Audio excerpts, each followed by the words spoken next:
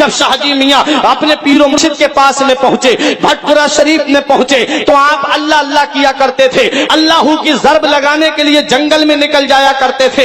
ایک دن رامپور کا نواب شکار کے لیے نکلا، آپ جب آواز لگاتے تھے، نام شیر محمد خان تھا، شاہجی میاں کا اصلی نام شیر محمد خان ہے۔ شاہجی میاں کو اللہ نے شیر جیسی آواز عطا فرمائی تھی، جب آواز نکالتے تو شیر کے دہاڑنے جیسی آواز تھی۔ شاہجی میاں اللہ کی جب ضرب لگا رہے تھے، رامپور کے نواب نے سمجھا کہ یہ شیر بول رہا ہے، آواز پر تیر چلانے شروع کر دیے۔ جب شاہجی میاں ورد سے فارغ ہوتے ہیں، جب پیر و مرشد کی بارگاہ میں پہنچتے ہیں، تب پیر و مرشد نے کہا بیٹے شیر محمد آواز دیکھ بھال کر کے نکالا کرو۔ بولے حضور بات سمجھ میں نہیں آئی۔ فرمایا جب تم آواز نکال رہے تھے، رامپور کے نواب نے شیر سمجھ کر کے تمہاری آواز پر تیر چلائے، دیکھو تمہارے اوپر جتنے تیر آئے تھے تمہارے پیر نے سارے تیر اپنے دامن پہ لیے ہیں۔ سبحان اللہ سبحان اللہ، سارے تیر تمہارے پیر نے اپنے دامن پہ روکے ہیں۔ پیر ایسا پاورفل ہونا چاہیے، مرید پر جب بھی کوئی معاملہ آئے تو پیر آ جائے اپنے مرید کو بچانے کے لیے، پیر آ جائے اپنے مرید کی سپورٹ کے لیے۔ یہ شاہجی محمد شیر میاں ہے۔ تاریخ ہمیں یہ پیغام دیتی ہے، پیلی بھیت شریف کی سرزمین پر حضور حافظ شاہ جمال اللہ، حضور شاہ درگاہی اور ایک اور اللہ کے ولی جامع مسجد میں بیٹھے ہوئے تھے پیلی بھیت کی۔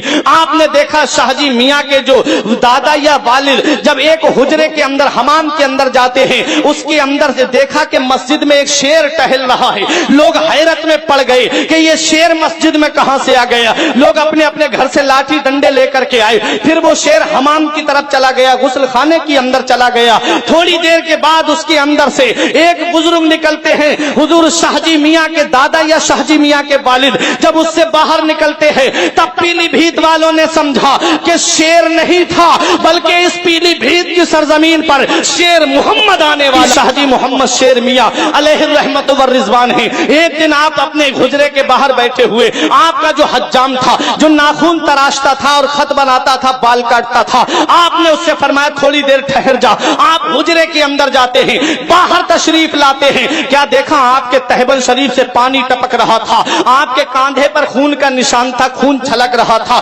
حجام دیکھ کر کے حیرت میں پڑ گیا، لیکن ڈر کی وجہ سے کچھ پوچھ نہیں پایا شاہجی میاں سے۔ شاہجی میاں نے خط بنوائی، وہ اس نے تاریخ نوٹ کر لی، وقت نوٹ کر لیا۔ کچھ دنوں کے بعد میں ایک قافلہ آتا ہے، سیدھا شاہجی میاں کی بارگاہ میں آتا ہے۔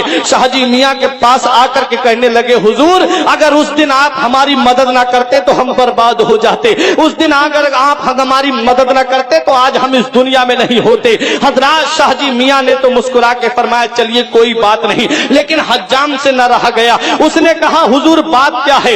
اس نے قافلے والوں سے پوچھا، تب قافلے والوں نے کہا ارے ہمارا جہاز جب ہم حج کر کے آ رہے تھے، ہمارا جہاز سمندر میں پھنس گیا تھا، اور سمندری میں جب جہاز پھنس گیا تو جہاز کے کپتان نے کہا اب کوئی چارہ نہیں ہے بچنے کا، اب سب کو اسی کے اندر ڈوب کے مرنا ہے۔ تب آپ کے مرید نے کہا کہ ہم نے شاہجی میاں کو پکارا، شاہجی میاں کو ہم نے کیا دیکھا، پانی کی سطح پہ چلتے ہوئے نظر آ رہے تھے، کہاں پیلی بھیت اور کہاں سمندر۔ شاہجی میاں نے کاندھا لگا کر کے جہاز کو کنارے کر دیا۔ یہ اللہ والے ہیں، اللہ والے، بندہ بننا ہے جو ان کا تو گدا بن ان کا، درد و آلام کے مارے ہوئے کیا دیتے ہیں، ہم تو بس ان کی نگاہوں کا دعا دیتے ہیں، بندہ بننا ہے